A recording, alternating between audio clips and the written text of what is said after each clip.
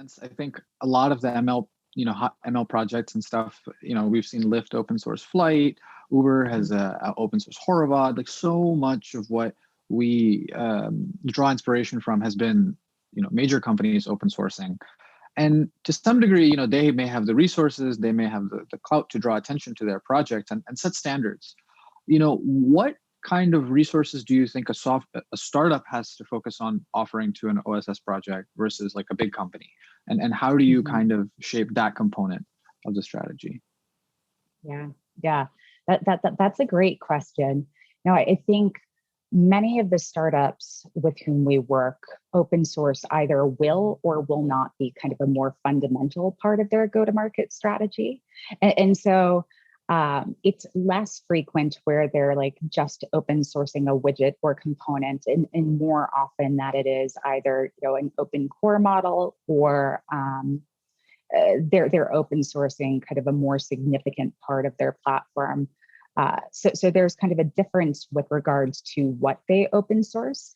But I think the question of how they approach it and how they kind of build a community around it is also super important.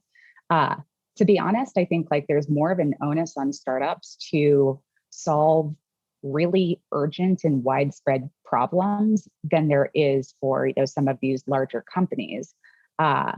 Because again, for them, open source is a fundamental part of their strategy.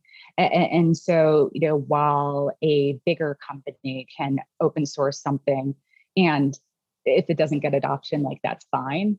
For startups, like that can actually end up being the straw that broke the camel's back.